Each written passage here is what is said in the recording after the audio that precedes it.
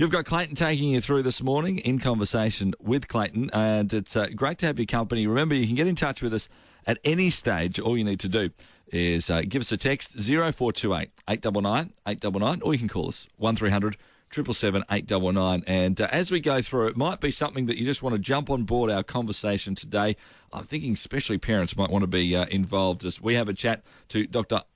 Andre Oboler. Did I get the name right? Yes, you did. Thank you, Clayton. Good. I was practicing it all before during the song. He is the CEO of the Online Hate Prevention Institute. You may not even realise that it existed. It's been around for about just 1 year. Is that right, Andre? Year and a half or so, yeah. Year and a half. Yeah, great stuff. Let's talk a little bit about what you do first. We want to talk specifically about this new issue that's come up called digital self-harm. We'll get to that in a couple of minutes' time. But online hate, I think most people would go, yeah, I understand it's getting more and more and more. What's the role that you guys play, and what are you seeing in society as a whole? Okay, so firstly, we're a harm prevention charity, which is a special form of charity the government set up a few years ago. So our purpose as a charity is specifically to prevent harm, both emotional harm, physical harm, which can include self-harming, cutting, etc., suicide, and other forms of abuse against oneself or against others. And as the name implies, we deal specifically with online hate. Yep. We don't touch anything that's outside the digital sphere. Most of what we deal with is issues, racism, forms of attack on various communities. Yep. We had a major report looking at attack on the Anzacs and on veterans in the lead up to the last Anzac Day. So both minority groups, but really any group within society. Sure, could be attack. Or attacks on individuals, which may be on the basis of I don't like you, rather than on any particular characteristic. And one of the things that you guys do is you're not necessarily a victim sort of resource centre. You're more looking at the research behind that, which then allows the tools to give support services to victims. Is that sort of the best way to describe it? Yeah, look, that's a large part of what we do. We do give a little bit of support in specific cases when people contact us, but we're not a sort of lifeline type, beyond blue type institute. What we do is we do methodical research looking at particular types of issues and particular major incidents that occur. Yeah. And we gather all the data, which usually involves screen captures, etc., of things online. We analyse trends. We trace back to correlate between different pools of data that might be coming through different mediums. So you might have what looks like it's one attack from a person or a group that's coming through on Facebook and on Twitter and on YouTube.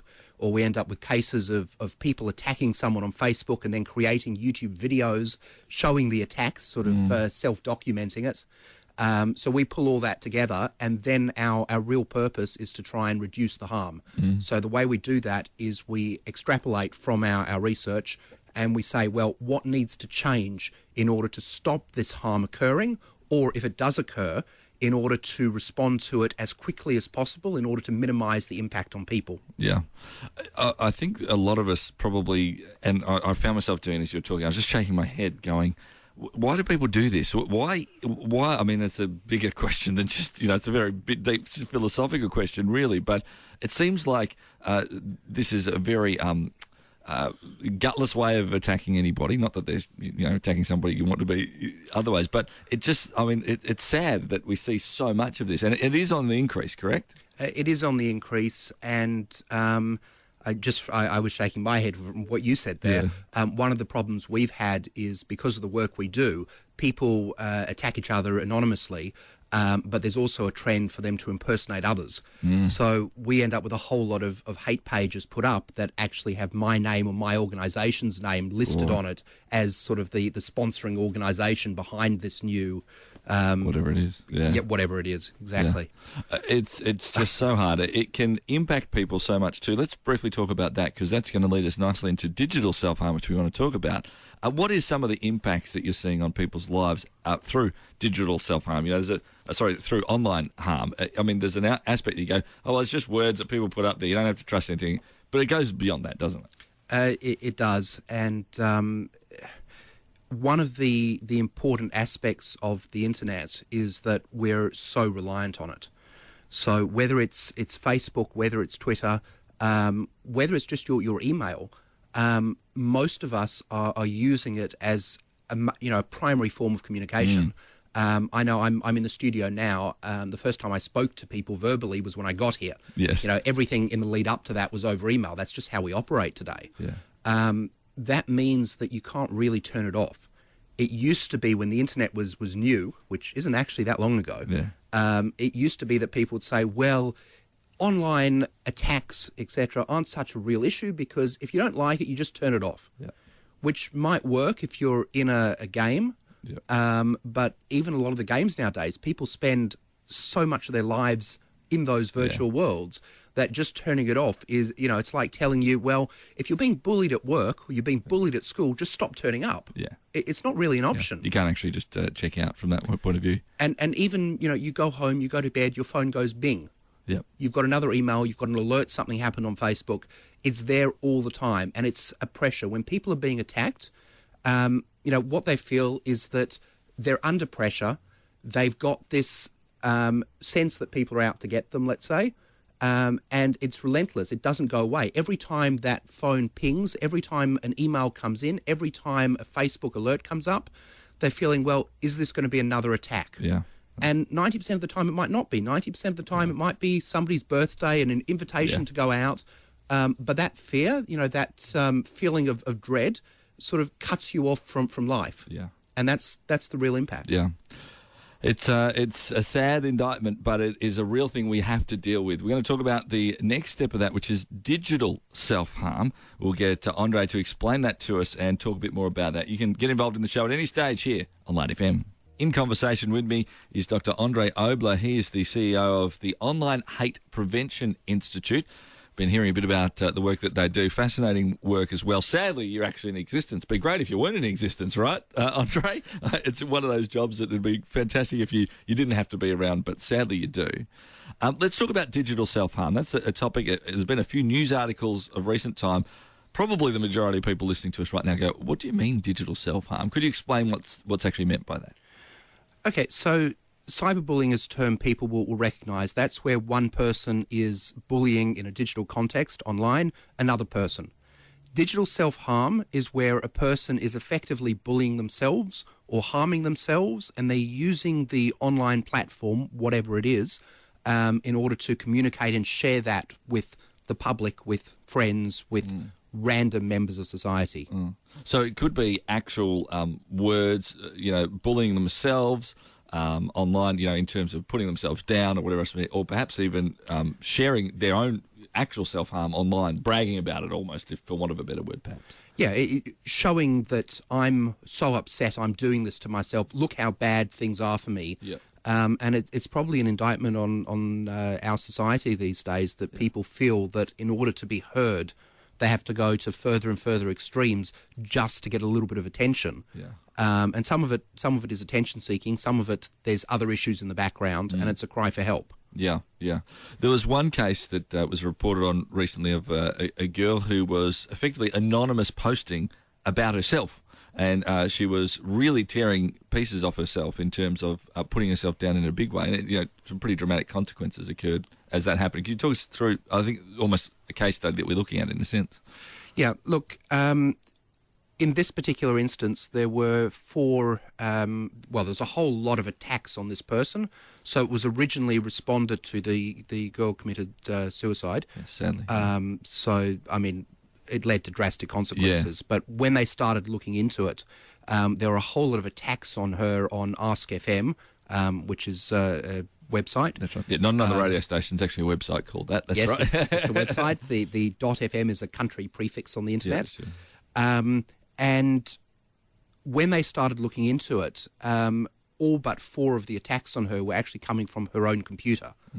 So I don't know which happened first, but it seems most likely that she was attacking herself, which was a cry for help.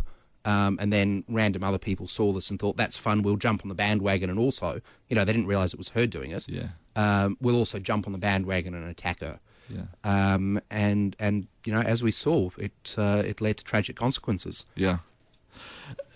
I mean, this is it's a brand new thing that's occurring. People feel perhaps a little bit overwhelmed in that regards of how do we cope with this? How do we help somebody in that situation? It's ended in such a tragic circumstance. Was there anything that could have actually been done to help it? There's some discussion about the responsibility of platform providers, etc., and Ask FM's come under a lot of criticism. I think in this instance, it's different to cyberbullying. In a case of cyberbullying, you have one party attacking another. The conversation is being mediated by the online platform, whatever platform it is. Yep. And because of that, the platform has a responsibility because it's acting as a gateway, the same way... To allow that to actually occur, yeah. It's allowing it to occur, and it has the capacity to stop it. When we're talking self-harm, a person expressing themselves, it's not really a communication in the same context. Yeah. Where you've got two people attacking, one person attacking another, having reporting facilities and having someone able to intervene and stopping the attack, it's part of the solution. It's an important part, and that's where Ask FM isn't so great. Yeah. They have better terms of service than some of the other platforms, but their implementation's a problem. Yeah. When it comes to this self-harming, it's a different story because what are you going to intervene with? Other than referring the person to help, what are you going to do? Yeah. And I suppose it's something that you mentioned actually earlier on. It was a cry for help. Her actually doing that as well was a cry for help, and that's something that is beyond that. So we might actually talk about that in just a moment. How do parents right now who are sitting here listening to you, Andre, going, how am I going to help my kid, get through this world of online and make sure they don't get through this stuff? What can we actually do and help our children in that way? We'll be back in just a couple of minutes' time talking about that here on Light FM. In conversation with Clayton. Join in. Call 1300 777 899 or SMS 0428 899 899. On the show today, we've got Dr. Andre Oboler. He is the CEO of Online Hate Prevention Institute. We're talking about digital self-harm and I suppose a little bit more broadly about that online hate that you've an expert in, Andre. Let's talk a little bit about what can actually happen in terms of the parents. I'm imagining parents are sitting here right now. They've heard a bit about the digital self-harm we talked about. They've heard a little bit about some of the cyberbullying that occurs, some of the hate stuff that occurs online. And they're sitting there thinking things like, my kids, even at 10, the next program or platform that comes up, they know more about it than I do even. How do I help them? How do I, not just cotton wool them, but how do I protect them correctly? What can I actually do? Okay, the first real point here is that on a platform like Ask FM, which allows anonymous posting, people are there by choice. They've chosen a platform where the people responding to them can do so anonymously without their identity being exposed. And if it wasn't for that facility, they'd be posting it on Facebook or somewhere else. Yeah. So trying to cotton wool them isn't going to work. Yeah. Okay. And if Ask FM vanished, they'll just go somewhere else. Yeah. So what we're left with is a problem of people being attacked, people using these forums to express themselves when they're feeling quite blue and getting into perhaps suicidal tendencies, etc. Well, as you say, what can we do? The main thing to realise is that the problem is not online. Online is the platform. It's where it's being expressed. In the case of bullying, we have specific online issues because we need to know who the other person is, who is actually doing the bullying. And that's what makes it a cyber issue, if you like. Yeah, and of course it makes it that there can be cover-ups, it can be fake names, all those sorts of things. So you're not really sure who you're dealing with all the time. Correct, and it also makes it more difficult if you had an incident in school. Obviously, you're within the school precinct. Yep. You've got teachers that can get involved. Online, it's out there. Yep. Some schools take a position that issues between their students, they don't care where it's occurring. It's considered a school matter. They will deal with it. Yeah. Some have taken the view in the past that if it's outside the school gates, it's not their problem. Sure. The first approach is obviously far better for the students and far better for the community. The real issue here is, as I say, not the online. The real issue is the harm. So what do we do about it? We have to have open channels of communication.